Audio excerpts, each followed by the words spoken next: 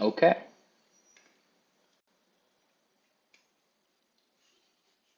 Now then, let's open Creality. Scan.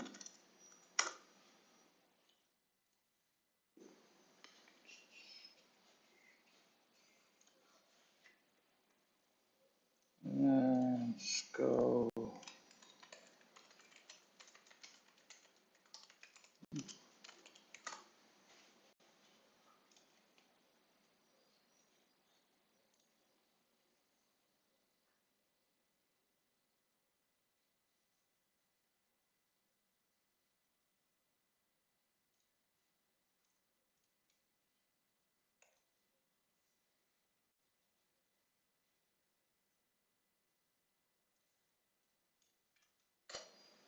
Okay.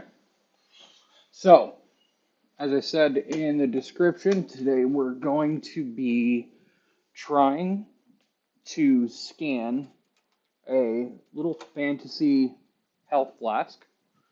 It's both shiny and clear, which, if you know anything about 3D scanning, usually causes some pretty serious problems. So, I've been experimenting recently with AESUB's yellow scan spray, this stuff right here. I can't say that I love the price. It's like 65 bucks for that size bottle. And no, it's not full. So, but I will say that so far, with all the models that I've tested it with, it's done a very good job. And that's something that with 3D scanning, you kind of get the products and some of them work, some of them don't. In this case, this one seems to work very, very well. So what we're going to do is we're just going to go ahead and take this piece. We're going to start up our airbrusher because for one of the other caveats of this is you actually have to airbrush the fluid on, and the fluid only stays usable once it's been sprayed on for about 10 minutes. So you have to spray it on, let it sit for about 2 minutes, and the whole piece will basically turn white. After it turns white, then you can go ahead and scan the model. After about 6 minutes or 7 minutes, the model then starts to go back to its normal color. Basically, just the stuff just vanishes. So now we're going to go and spray it.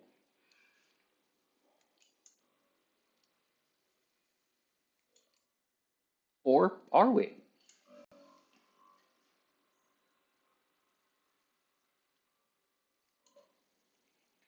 Oh, oh. Looks like I may have made a mistake last time I was using this, and I didn't clean out this little nozzle. So, lesson learned. Let's see what I can't do about that. Oh yeah, it's just a nice solid piece of stuff. Oh, there we go. All better.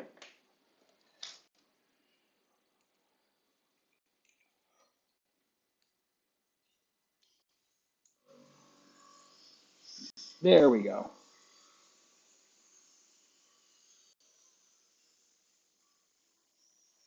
Now you don't want to make it a big enough coat to where the thing's all super drippy, but you do want to get a nice healthy coat on it because you want to make sure that it coats all those shiny, reflective, or clear pieces of the model. But it's kind of painful to do because you're kind of watching your money go out the end of this thing because it's gone once you do it. But it is effective. So, just going to go like this. We're going to spray it down, give it a nice thin layer all over. I've actually got the flow on this nozzle set super, super low because I'm trying to avoid it getting too goopy in areas because this does dry as this like chalky white substance.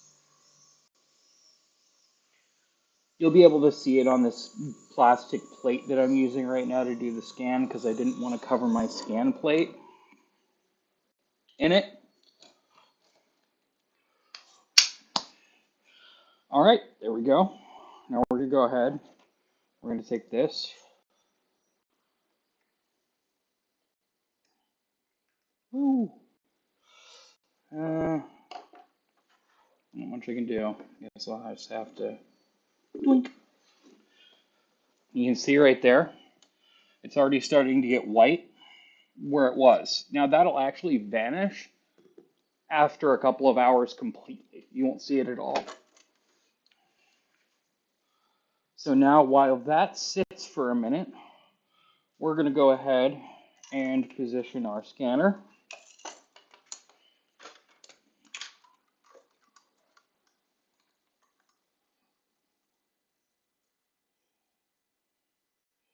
Which is actually going to be a little hard this time because this thing's a little taller than the minis that I was scanning. I was doing some work scanning some chess pieces, and that caused me to set this whole thing up so that it would actually be better for, well, hey, my camera just like decided that I was somewhere else. Track me, Tiny. Tiny, track me. Nope. Tiny didn't want to. Oh, there she goes. Okay, she's figured it out. OBS streaming camera. It's great for tracking you, but for some reason for me, every time I put my glasses on, and I'm an old man, so glasses are sometimes required, it loses tracking of me completely. I don't know why. Okay. So now let's go back to the application view so you guys can see what we're doing. We're going to go ahead and show that one.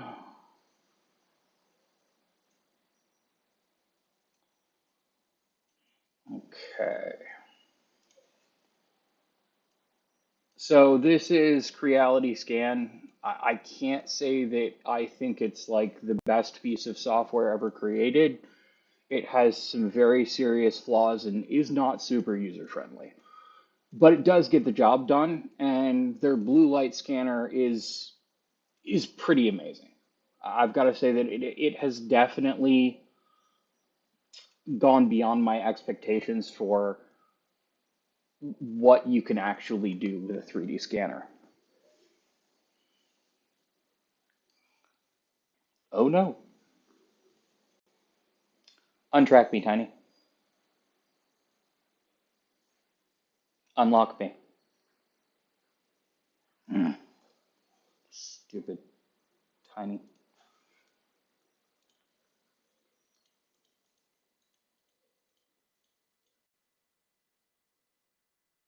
Okay, 1 second.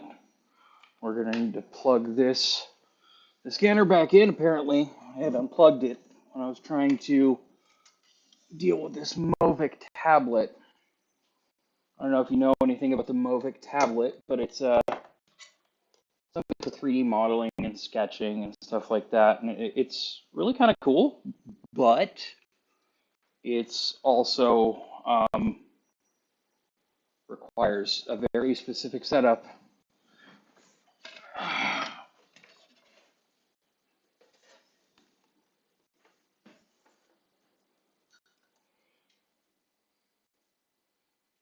What is going on?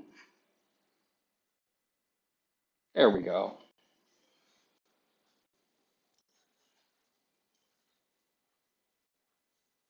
Huh? Well, I don't even have USB 2.0 ports on this computer. What are you talking about?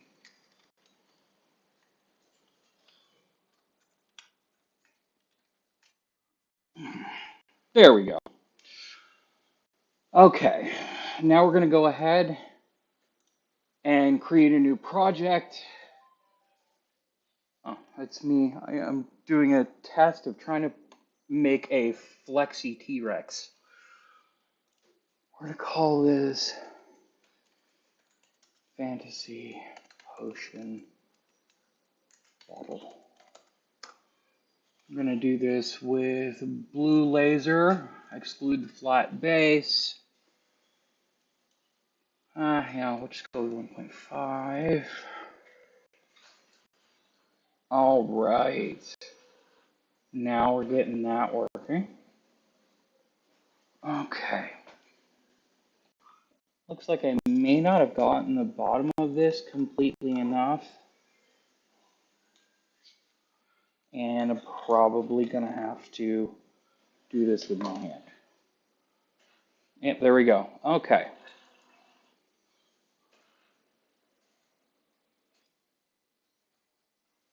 And we'll go ahead and start our scan.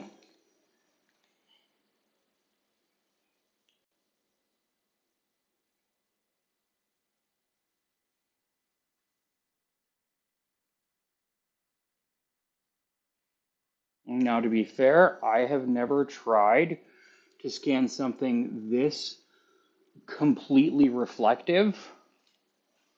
So I don't know if it'll work. The thing that I've been trying was actually the, oh wow, no, it's not saying it at all. Okay, so let's try this. That's some settings we can try to mess around with to go ahead and get this to work. With scanning, you really do have to play with the settings. It's not something that you can really just plug it in and it'll work on its own. I mean, with some things it may work like that, but with most things you end up needing to figure out what the issue is. And I've noticed that sometimes turning the exposure way up, there we go, now we're starting to see it, can significantly increase how it scans. Let's see, okay. There we go. Not enough markers. So the way this works is it's going to be using the markers on the build plate or on this pad. What the heck? According to this, it should be scanning just fine. Not enough points. Okay, backtrack to previously scanned area. Okay, there we go.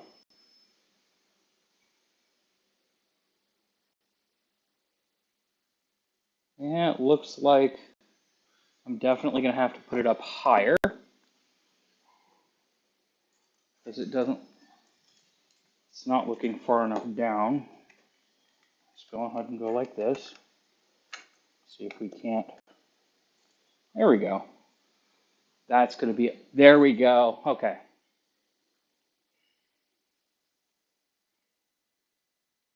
Okay, so it looks like we've got success.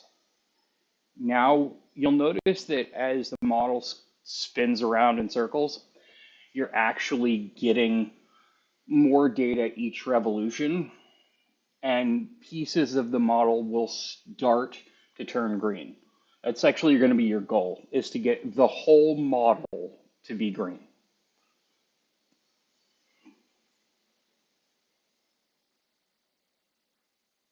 Now, I will say this, if you tried this without the scan spare in that particular model, it'd just look like a bunch of fuzzy mess. Now, what I usually do here is I let it spin for a few minutes in its current position to get as much an idea of as much of the model as it can, so that when I go to do the other pieces, it doesn't lose tracking as much.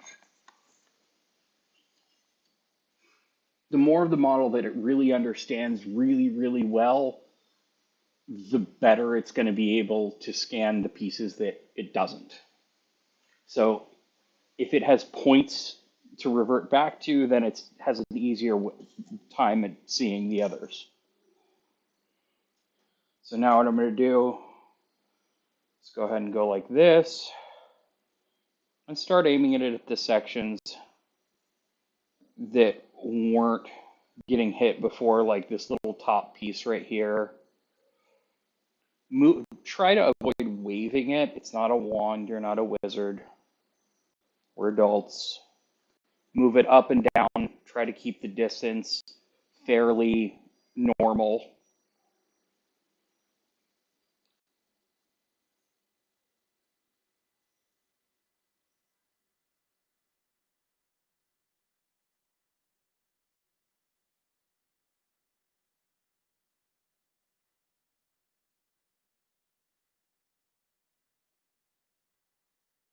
And it looks like we're missing a little bit of information on these.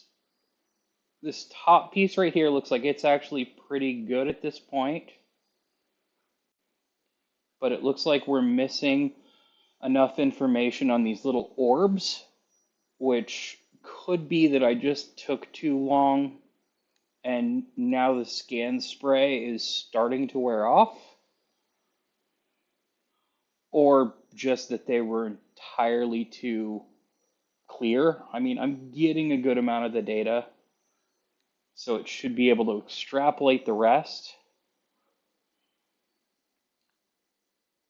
Okay, let's see how.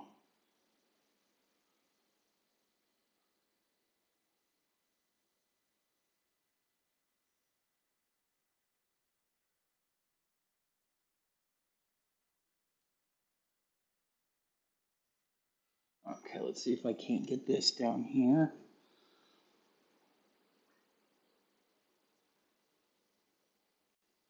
Let's go down a little bit further. I'm trying to get more of the base.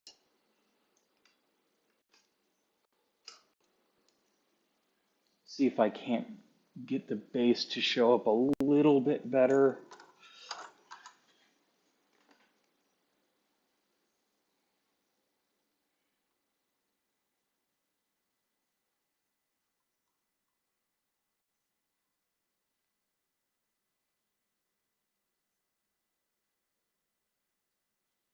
Something I would recommend is if you're going to get into 3D scanning and this type of stuff, uh, set up your scan table easily within visual range of your monitor. My setup currently is not super ideal because my monitor is actually behind one of my P1Ss, so I have to like crane my head and look around to find it.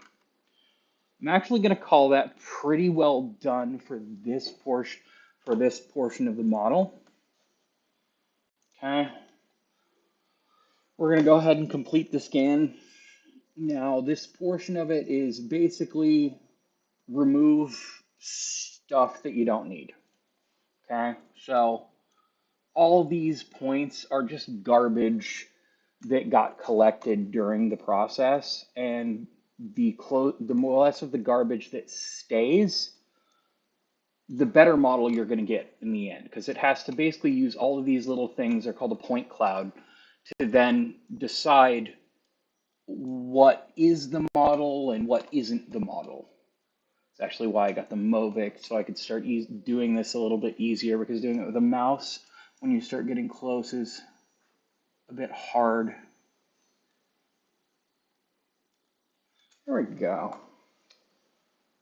Okay, let's see what we got here.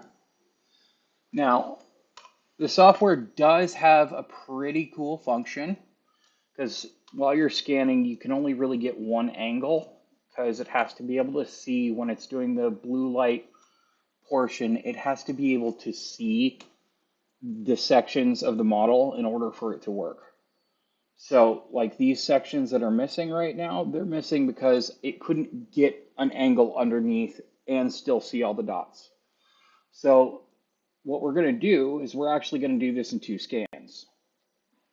So the first scan is this, okay? It's our top-down view. So we'll just go ahead and name this top-down. Okay? That's our first scan. We're going to call that one done, and we're going to go ahead and say we want to make a new scan. Same settings as last time, exclude flat base. Now, hopefully, this little thing I printed out somewhere around here will actually work. There it is. Because what we want to do this time is actually take a video or take a scan of this upside down. So we're going to go ahead and go like this, clamp it down into my little clamp. Hopefully this is a big enough clamp to do it. Oh, it is. That's pretty good. Okay, I'm happy with that. We'll go ahead and move it, get it kind of straight up and down, at least the most we can. Cool beans. Now, once again, we're going to grab our scanning board because the bottom of this doesn't have any of the scan spray on it. And the other scan spray has already probably mostly worn off. So we're just going to set this here. And we're going to go ahead and coat this again, especially the angles we couldn't get before.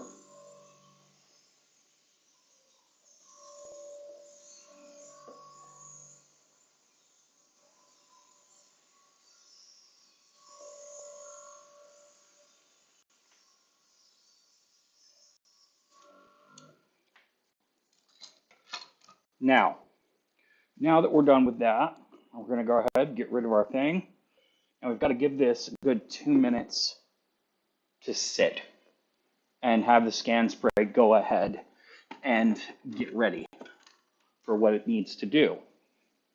While we're doing that, let's go ahead and get this set up again.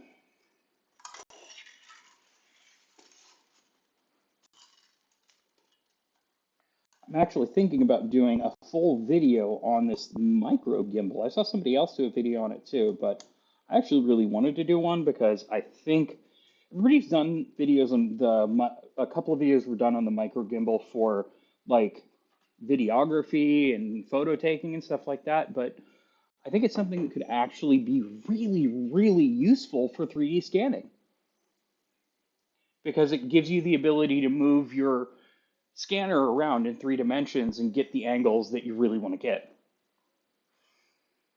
Which sometimes with a 3D scanner is setting it on top of books or whatever you've got handy to get it to the right height, which is a pain in the butt. Okay, looks like we've got that.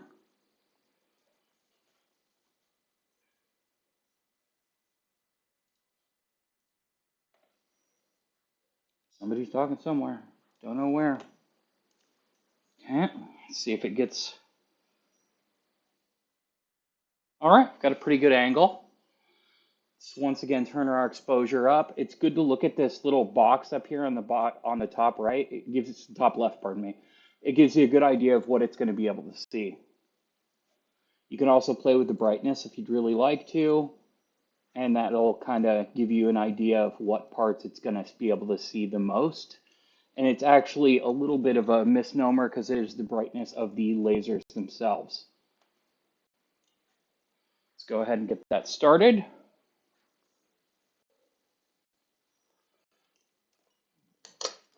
And rotate. Okay, so here we go.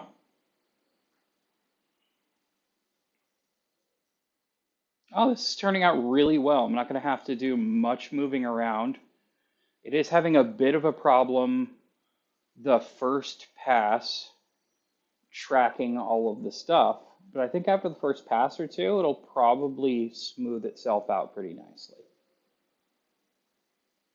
We'll see. Okay, so now we've got a good surface. We can see a good majority of what we're trying to scan. And I would be amiss if I didn't mention our mod Dragonian Dragon Boy has been really kind of yelling at me to start streaming over here and tell people about our giveaways. We're currently on Discord, on the AESUB Discord. We're doing weekly giveaways for a roll of some free filament, depending on the week. We are also doing monthly contests to give away different 3D printers, filament, resin, materials, all kinds of stuff once a month. They're usually themed, so we pick something out like back to school or useful office things or Anything you can think of, you design something, print it out, post it on us in Discord, and then everybody in the Discord community votes, keep it fair, and whoever wins gets the booty, the loot, the stuff, you know? I can totally tell that my wife is going to watch this tomorrow and be like, "Did you really just say booty?" And I'm going to be like, "Yeah, why not? It's a good word." Alright, so now we've gotten about as much of it as we can with just this turntable, and I don't have a gimbal to slowly move it around yet. So now I'm just going to go ahead and start doing it by hand.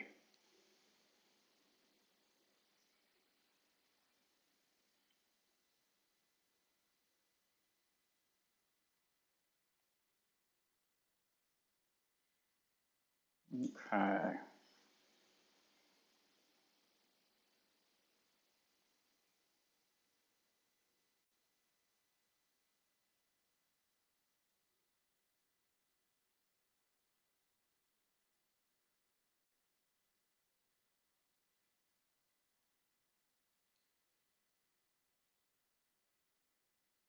There we go. Right now, I'm mostly focusing on the areas that the other scan couldn't get and ignoring the areas that it got really well. It just needs enough data to be able to compare the two models to merge them.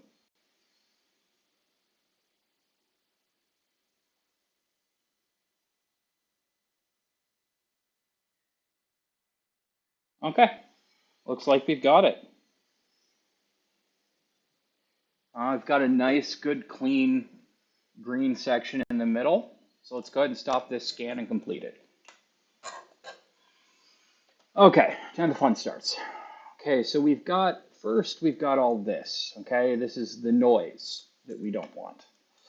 But with this one, we've got another strange thing that we're gonna have to go ahead and deal with. And that's going to be this little clamp that I made right here. We obviously don't want to print this clamp. So let's go ahead and go like this. Get rid of the bottom, get rid of this, get rid of this. This is where I really wish that Movic thing would actually work, but for some reason it doesn't like me at this moment, so whatever. I'm gonna go like this, get rid of this part, and the really tiny bit that was left there. And we'll go ahead and get rid of this.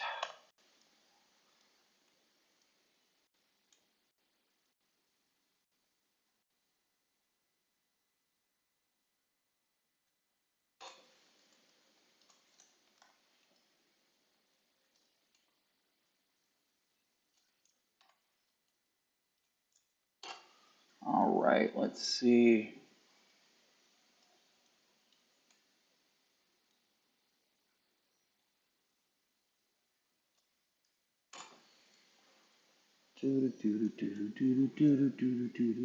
Batman. Let's go like this. Let's see. All right. Notice that the sections that I got very well in this model are the sections that I couldn't get in the other model. So let's go ahead and rename this one to bottom up. So we've got top down and bottom up. Now, what we're gonna do is we're gonna go ahead and go over here and we're gonna process these. We don't need ultra detail. This is an item, it's not a PCB board or something. So we're just gonna go with the standard resolution, one sensitivity, marker removal, and we're gonna go ahead and batch process these because we need to do both of them anyway. So let's go ahead and do this. Now, also something else to keep in mind, this computer that I'm using right now is a bit much. Probably more than your average consumer is going to have in your home, and this program is incredibly RAM intensive. This model right now is currently eating up 93.9 gigabytes of RAM to process these two models. Now it can do it with less, but the more RAM you give it, the faster it's going to be able to process the models, optimize them, and go forth.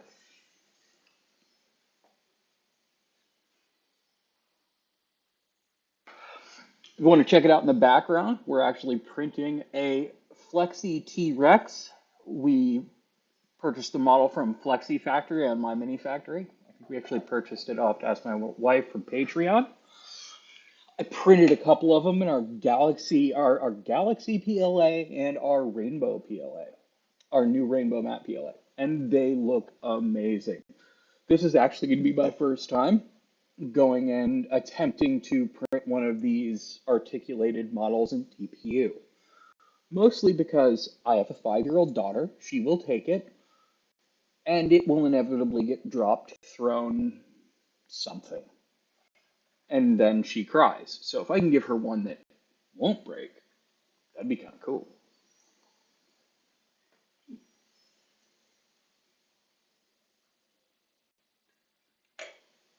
Even on this computer, processing these models takes a fair chunk of time.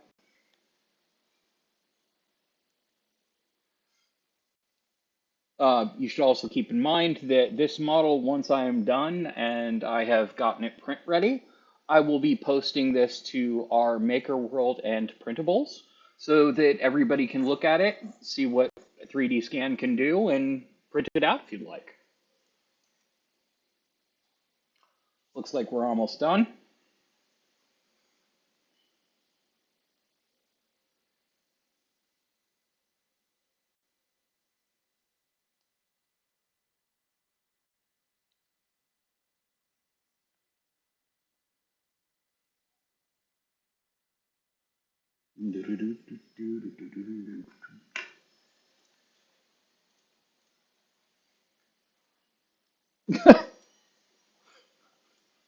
Norrin, you really are a smart person. That's what I'm going to go with.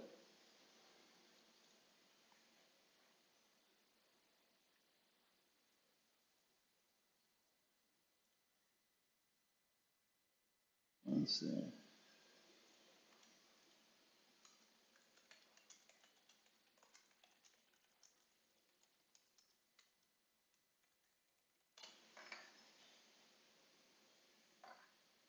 Do do do do.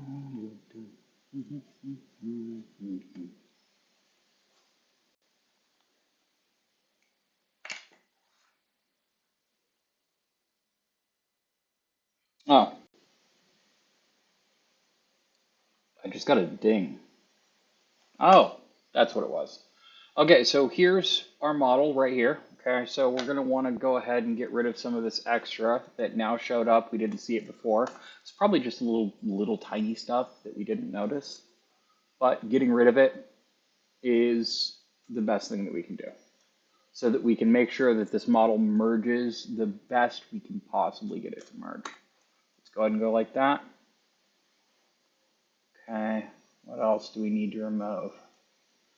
I'm a little sketchy on whether this is part of the model or just some noise, so I'm going to get rid of it. Uh, this little nubbin right here, pretty sure that's noise. So I'm going to get rid of that. All right, so there's that one. Now let's look at the top-down view. Okay, so here's our point cloud for the top-down view. As you can tell, all the pieces that we couldn't get in the other one, for this one came out just amazing. So now we do have one little section right here that we're going to want to get rid of, just like this. There we go. Let's see if any of it else does. I tend to remove any of the sections that look like this, that they're more see-through and the dots are less dense, because that means that it has less points in that area and it's less sure of that material or section. But if you remove them, that removes any ability for it to be too terribly confused when it goes to merge them. Okay, so now we've got these done, okay? So we've got these two. Now we're going to go to this point cloud merging. So what this is it's going to take these 2 point clouds and it's going to find similarities between the two and then try to merge them together into 1 point cloud that is an accurate 360-degree full three-dimensional view of the object. So we're going to select our top down and our bottom up. We're going to tell it to start. And I can tell you right now, I have almost never had a problem. The only time I did was when I was trying to merge a really complicated part. It looks like we've got a little bit of noise here, here on this section, and then a little bit of noise over there. But I can go ahead and remove that afterwards. Other than that, I think this looks pretty darn good, considering this is a handmade thing that somebody made and shipped to me just to see if we could scan it. Okay, so now what we're gonna do is we're gonna go in here and we're gonna start trying to remove any of this noise, this extra noise. So like this right here. Okay. And then there's a little bit right here. You'll know it because it'll stand out and it'll be a little orange. That means it's something that it's not really connected to anything and it's not sure what to do with it.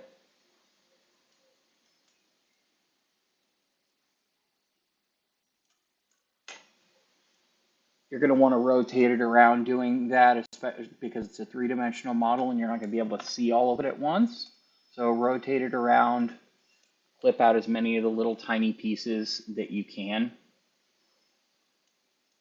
without compromising the model. Like right here, you'll notice we seem to have this little ridge that definitely isn't part of the model.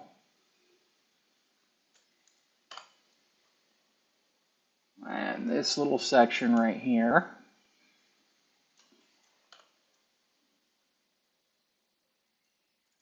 And this little section right here.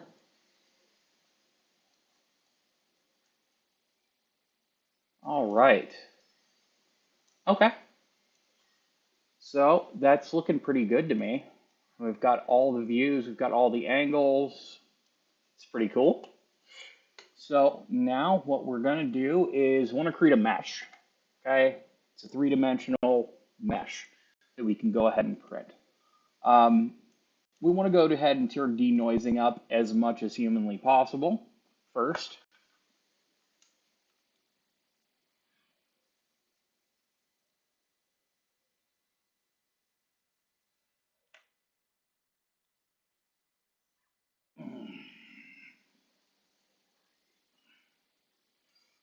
And what we're doing now is we're taking this point cloud and converting all these points for this object into an actual mesh of the object. Now, that's needed to create your STLs or anything that you're going to go ahead and try to use for 3D printing. You notice it's already starting to turn back to its original color. You've still got some pieces that are white, but over the next 6 hours, it'll go ahead and go back to being the exact same way it was before.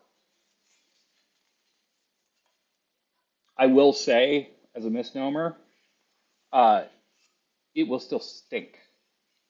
The AESUB yellow spray is not appealing to the nose.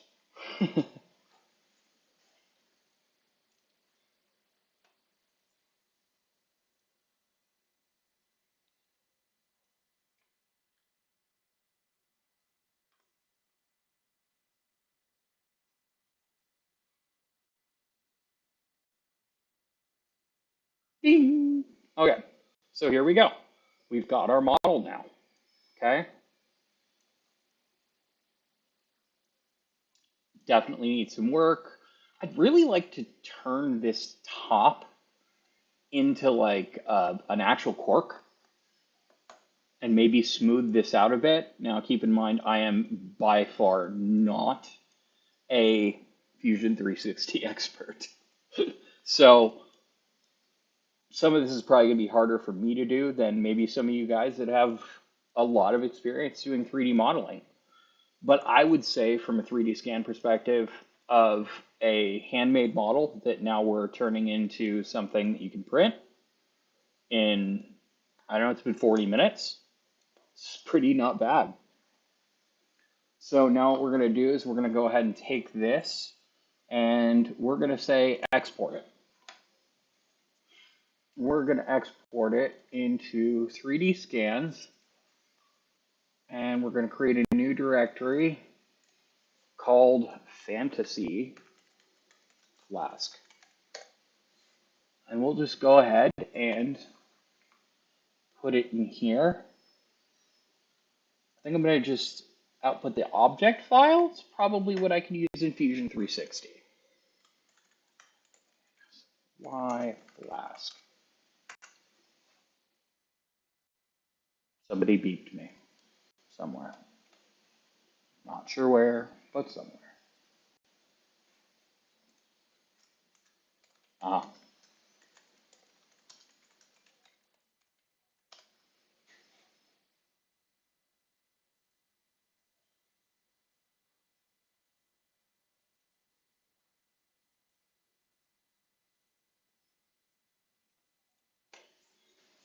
I'm being beeped more. Let's go over to Fusion 360.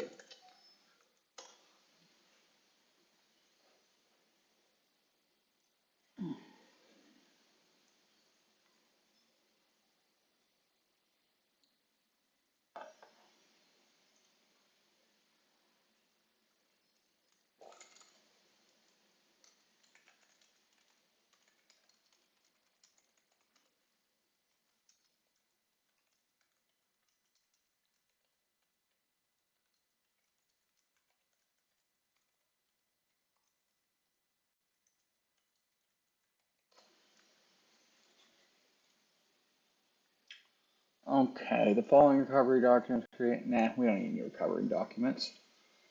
So we're just going to go like this. Okay, so. Oh, I should probably get it to where you guys can see what I'm doing. So let's go to the Fusion 360 view. And we're going to go ahead and close Creality scan. Great.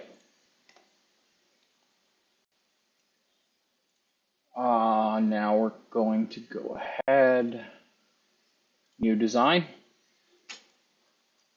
Just go ahead and take this. And let's import something. I wonder if I could just open it. I mean, I guess I should be able to, right? Open from my computer. 3D scans, fantasy flags, object.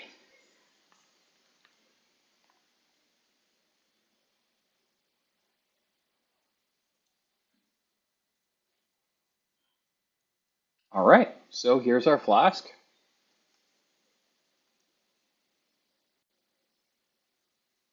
Pretty amazing.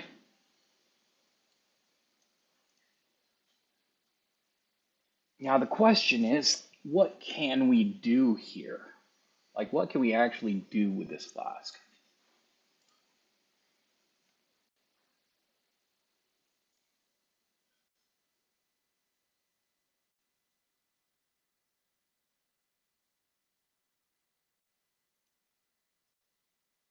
Surface. Modify.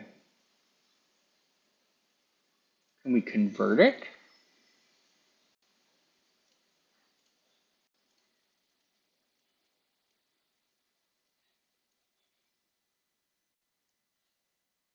I'm really looking for a way inside of here that I can take this object and turn it into a full object and do something cool with it, like smooth out the edges, maybe cut this top off. but I think that's going to have to be another video because I'm not super sure how to do it myself. Utilities. Let's make,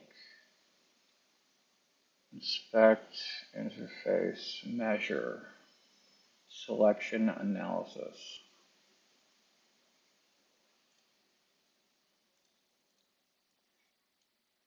Okay, surface.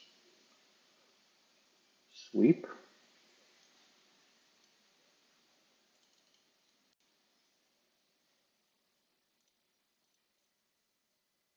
What is this called? I don't know. But for today, I'm just going to end with showing you how you can go ahead and go and 3D print this. You're going to want to go back into your Creality scan, which is going to be right here. Okay. And if you go ahead and go into Creality scan and under the same export button, you can just say export as STL and as live flask v1, and you can export this as an STL. Now you can go ahead and put this in your favorite slicer, bamboo slicer, orca slicer, whatever slicer you want to use. Slice it up, print it out, and you've got your own fantasy flask. I'm probably going to go ahead and reach out to Owens in our community and see if he can't give me some pointers on cleaning this up and actually turning it into a usable flask. Maybe I'll make that our next video.